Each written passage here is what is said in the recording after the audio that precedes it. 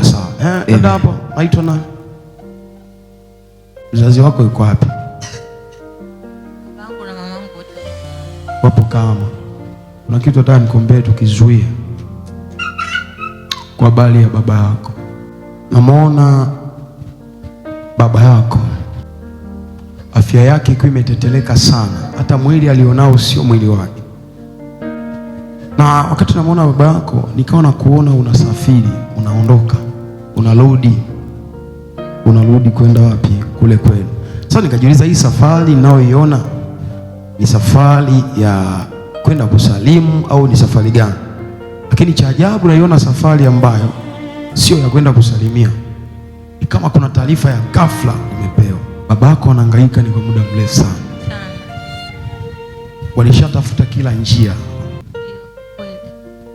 wameuza mpaka wameuza nini, nasema naona kuna baadhi ya vitu viliuzwa nyumbani, wamepeleka mahospitalini. Kuna wakati analazwa mpaka kuna watu wanazimia siku za kutosha. Kuna mtu anaweza kazimia sijui masaa sijui siku, wanashangaa hakuna kitu ambacho kinafanyika.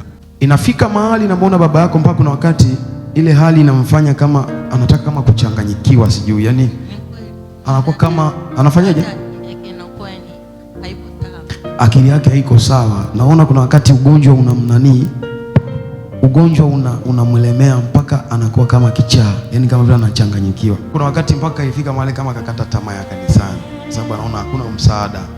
Ameomba, amefanya nini, lakini kama msaada haupo. Yani kwamba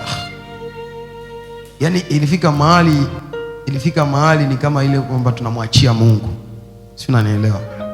Baba yako alikuwa amekufa muda mrefu. Shida ya baba yako unajua ilianzia wapi? Alidondokaga chooni. Namuona baba yako, namuona mtu nyuma yake anaitwa Lau. Haya mambo yanayoendelea kwa baba yako.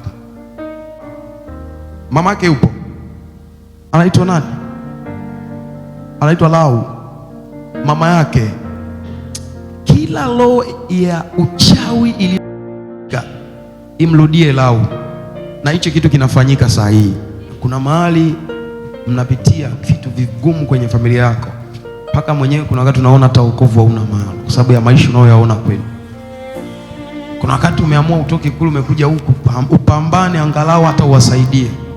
Najua umekuja huku kwa sababu unataka kuwasaidia na kazi upati, mambo yanakuwa magumu, vitu vinaingiliana. Kwa hiyo Mungu anakupa kazi, atakupa kazi nzuri zaidi. Amen.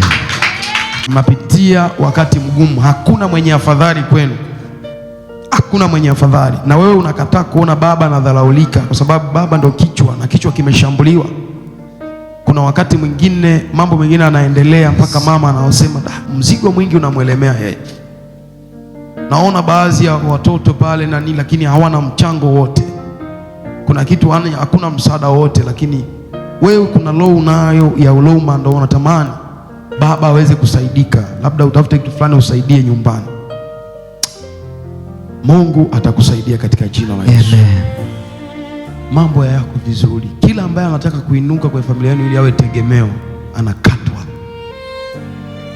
Akikatwa kwenye uchumi, akijitahidi sana, anakatwa kwenye mambo mengine. Si unanielewa? Anakatwa kwenye mambo mengine. Naona namba 5, sijui kwa nini naona namba 5. Kwenu mko ngapi? Mko 3. Bahati ya mkutakiwa mwe 3. Wengine walifariki. Wangapi? 2. Mtakiwa mwe 5.